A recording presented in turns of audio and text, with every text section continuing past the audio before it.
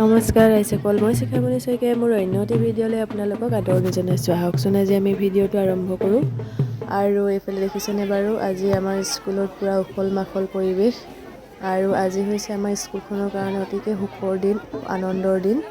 কাৰণ আজি higher secondary result দিছে আৰু আমাৰ বৰজান উচ্চতৰ মাধ্যমিক বিদ্যালয়ৰ পৰা 16 জনে দিছিলে। 16 জনৰ ভিতৰত গোটেই 16 জনেই পাছ কৰিছে আৰু আটাইকেইজনে ফাৰ্ষ্ট ডিভিজন লেটাৰ সহ। তাৰ ভিতৰতে 3 জনে ষ্টাৰ মাৰ্ক পাইছে। সঁচাকৈয়ে আজি আমাৰ স্কুলখনৰ কাৰণে একদম বিশেষ দিন। সকলোৰে মনত বহুত আনন্দ।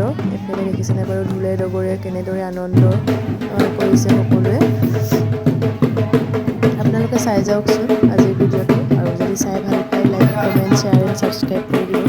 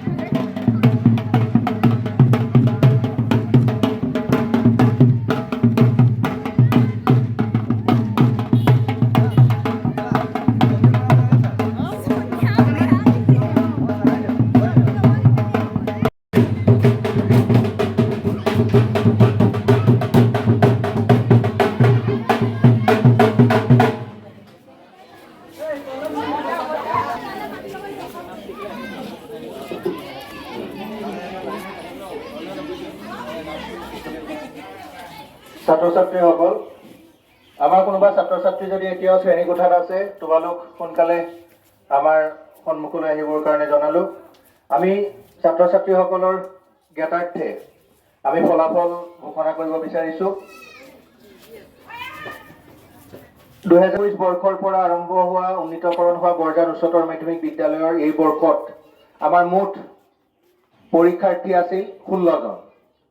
আৰু আমি অত্যন্ত আনন্দৰে এই মুহূৰ্তত ঘোষণা কৰিব বিচাৰিছোঁ যে 16 জন পৰীক্ষাৰ্থীৰ 16 জনেই প্ৰথম বিভাগত উত্তীৰ্ণ হৈছে। আৰু ইয়াৰে 3 জনে ষ্টাৰ মাৰ্ক লাভ কৰিবলৈ সক্ষম হৈছে। এই ক্ষেত্ৰত ষ্টাৰ মাৰ্ক লাভ কৰিবলৈ সক্ষম হৈছে মফৰুজা বেগম। 3টা বিষয়ত লেটাৰ লাভ কৰিছে, স্বদেশ অধ্যয়ন, পলিটিকেল চায়েন্স আৰু বিহু বিষয়ত লেটাৰ নম্বৰ সহ মুঠ 78% নম্বৰেৰে ষ্টাৰ লাভ কৰিবলৈ সক্ষম হৈছে মফৰুজা বেগম। ইয়াৰ লগতে ষ্টাৰ লাভ কৰিছে 2টা বিষয়ত